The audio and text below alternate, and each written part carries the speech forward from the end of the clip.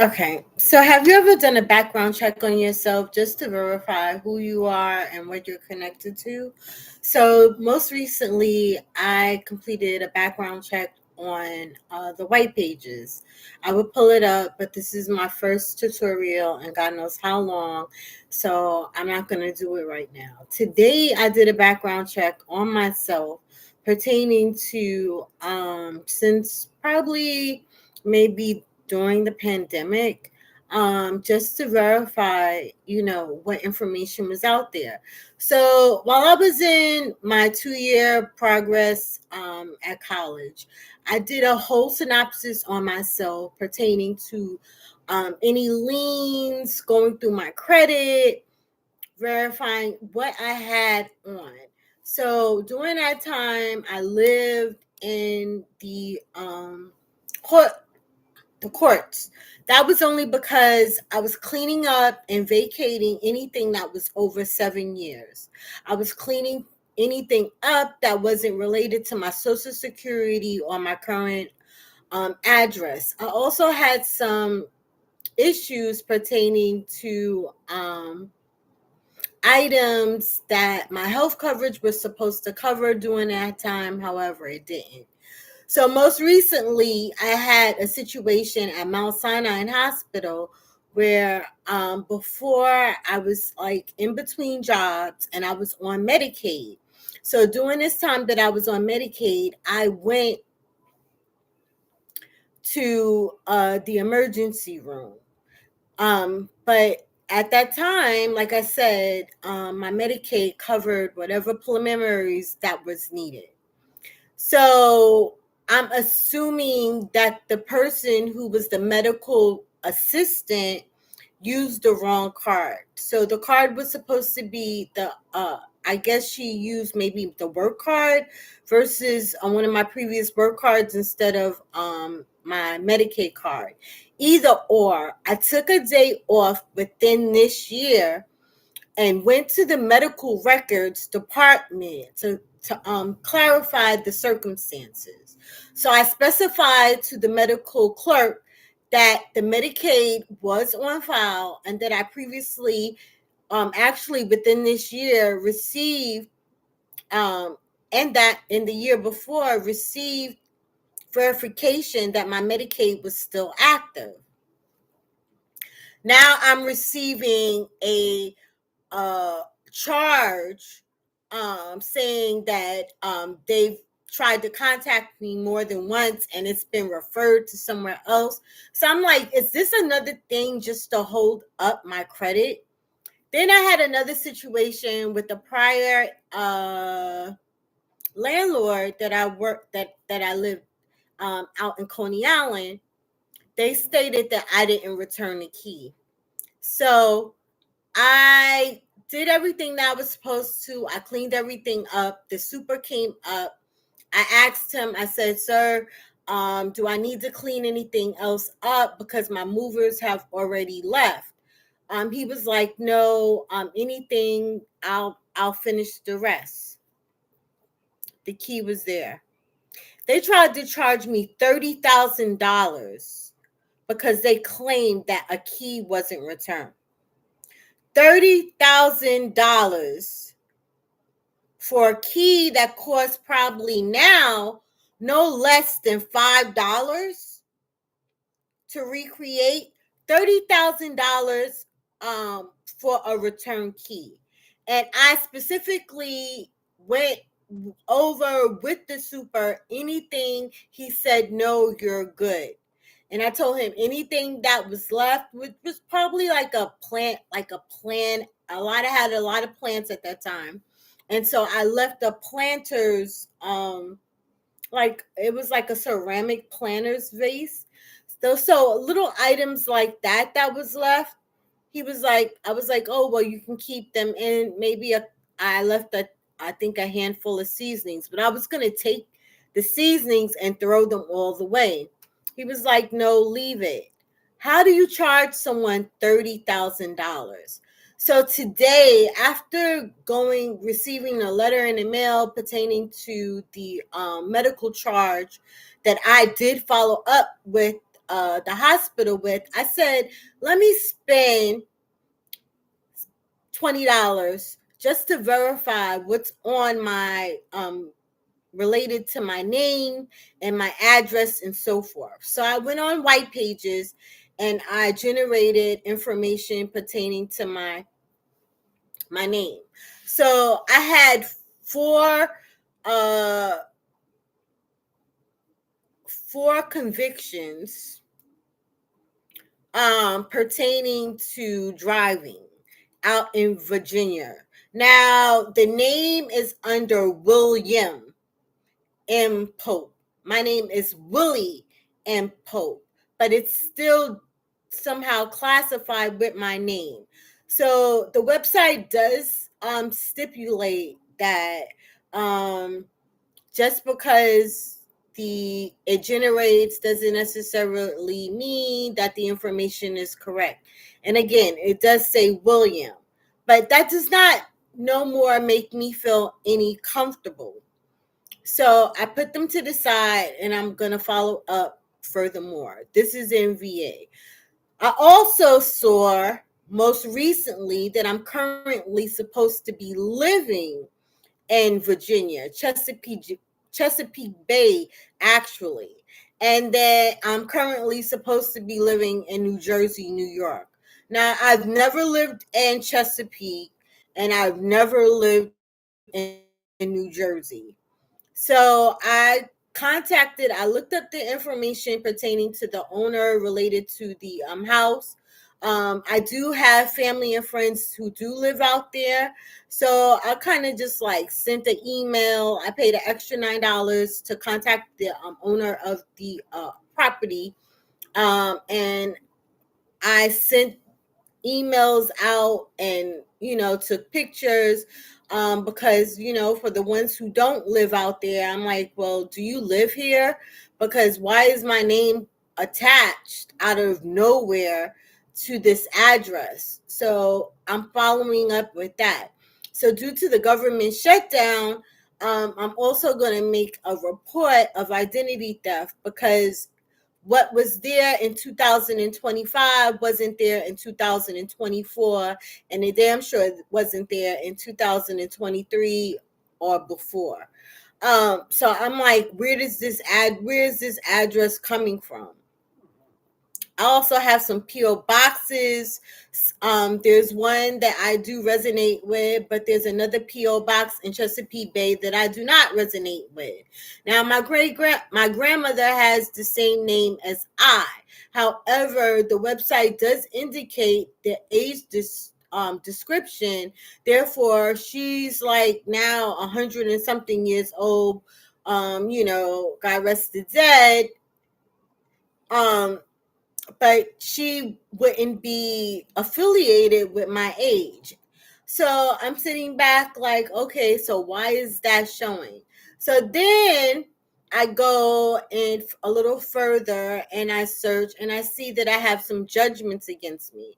So again, when I started the whole educational journey with college, especially my 2-year residency, with college, I went through the whole map. I generated all my credit reports. I went through judgments. I knew some of the conflicting things and I knew that they were going to come up. However, they don't have any dates or anything like that.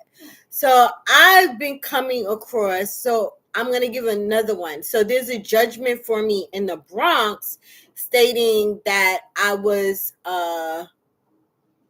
for busing into somebody's house. I've never bust into nobody's house and been reported for, like, that's not my thing. So that's a judgment that I need to get vacated because I'm not aware of it. And whether I remember or don't remember, that is just generally not who I am. So you know how you say, okay, in college or maybe high school, you do things that you shouldn't have done. I was a mother at that time. I was never really rambunctious about anything. And unless you were trying to kidnap my daughter at a young age, I can't foreseeably see why I would try to bum rush somebody's apartment. That's just not my shit. not over a man, not over anything. So I'm thinking that there was some type of false accusations there pertaining to that, or something that was done, that it's actually brilliant. It's something that is not, unfortunately, very uncommon in New York. Unfortunately, New York has a lot of grimy actions that goes on. For example, what you've just seen on TV today pertaining to the young lady, and the false identity situation. A lot of people are working on these jobs and they are not as diligent as they should be. I think one of the pressing issues pertaining to job thoroughness is allowing people to be adequated in themselves. Thus, meaning that if people have certain certifications, they've taken certain classes that specify what their clinique is actually in, you should allow them to stay grounded within their certification so that they can do their job thoroughly. I feel like a lot of these New York jobs are predominantly allowing musical chairs, and that's not just limited to the middle class individual. I feel that government, they do a lot of musical chairs also to fill in the gaps, but the gaps need to be filled. So instead of hiring someone who actually meets the qualifications and the specifications of being able to adapt to what facilities are needed to complete the job, or whatever senses that they have, or whatever it is that they're connected to, they like to change. They like to change. uh if you want to go spiritually, you go into spiritual entities and manifesting other people in order to do their jobs. Now, some would say that that sounds a little bit flamboyant. Some would say that could be a conspiracy theory, because you have a lot of people who are educated who are still very ignorant. However, the reality of the circumstances is, as long as you detour the basis of what the reality is, in order for uh, uh, a political or managerial plane to run functionally, you will always come up with these discrepancies. And unfortunately, it seems that people are not being truthful on who are the able bodies able to actually complete these jobs in a professional and diligent manner. And again, I still have some of my books pertaining to managers, management, diligent management. And there's the whole word of intent. If I was computer Apple savvy again, I would pop it up, intent. Intent is a big major player in anything that we do and how we live, especially with now technology, and being able to demograph the basis of intent, whether spiritually, metaphysically, or even physically, is something that you need to have awareness of. A lot of people choose to detour the awareness of intent. So, for example, for 2.5 years, I trained my body to get up at 3 a.m. in the morning. That's from going to bed, for example, at 7 p.m. I would get up at 3 a.m. or staying up until maybe 1 p.m. at 1 a.m. at night, and still being able to get up at 3 a.m. Having done this for 3 years and then entering a new job forum, it's a battle for yourself. I do see a lot of people on the internet not as fluctuated as what I would think I would see. And that's why people lock themselves into marriages, relationships, and so forth, But I do see a lot of people state that, sometimes they feel a spiritual heaviness. They feel like they're not of themselves when they're working on these jobs. That's because someone is putting up negative intentions to derail you to failure. It exists. It's the same way as a manager would have something, for example. So if I was a manager, how would I maneuver for all of my employees to come in at a particular time? I would take a list, I would make a list of all my employees, and I would get 3 books. 3 is a powerful number in all mechanisms, or you can get 2, or you can use 1. I preferably would choose 3. I would touch 2, all 3 would be touched on time basis. However, I would get a book, maybe like the early bird gets the worm. How to fluctuate time management, things of that nature. It's those type of, and I would put it at my desk. So as soon as I come in, including my name, I would fluctuate it and maybe put a clock next to it. It's little implementations like that a manager can help to secure that her employees get on time. Do I say that it works 110% of time? I'll give it maybe a 10% deficit that it may not work. For example, you may have a snowstorm, you may have someone coming, but then how would you prepare for those type of instances also?